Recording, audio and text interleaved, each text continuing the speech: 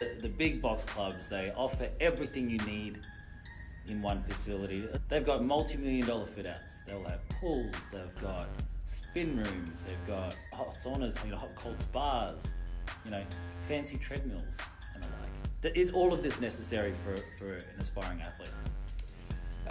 Well, it looks good. It's fun. You feel like you're getting a lot out of it, but realistically, athlete development can be done in about an hour per week with no equipment, face to face with a coach. That's what you need, someone that knows what they're doing. We run outdoor sessions with a resistance band, 1 medicine ball, and some cones.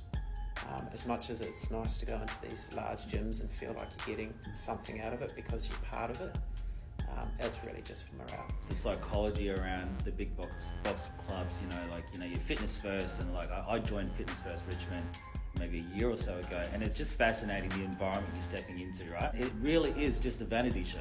The environment and the psychology around that environment. So do you want to expand on that? Yeah, there's a lot of fluff within those places.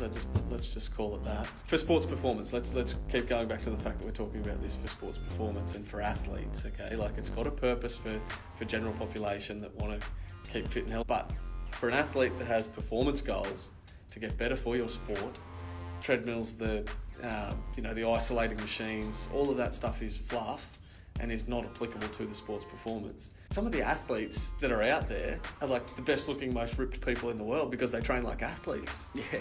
And they don't do that stuff. So I think that there's a lot of irony in that too. Is there going to be a time, especially, when I think, kids at the age of, say, 17 or 18, they realise that, having big pecs and big biceps is going to attract better women.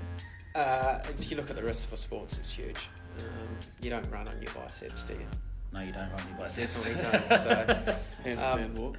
The way I look at it is, if you think to any of our athletes, if they were to go into a large box gym at say 6 p.m. at night when everyone's finished work, yep, and perform one of our training sessions, they get laughed out of the gym. Oh, they'll get laughed at. I was laughed at just doing my dynamic warm up in the gym. They're like, "What's this guy doing? What are you doing this for? Why are you doing this? You don't have a barbell above your head. You don't have 100 kgs on the bar. So, very, very different modes of training. Yeah. If you do join a gym, you should be getting a thorough assessment. If you're entering into a sports performance training program and you want to get real results, you can get signed up, given a membership card, and you can go into this world of fitness that has everything.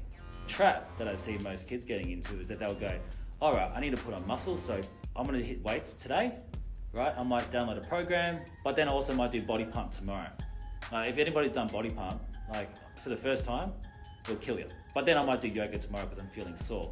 But if you haven't done your due diligence, you haven't done your assessment, people need to know, how are you built? Do you have any potential injury risks? What are your sports performance goals?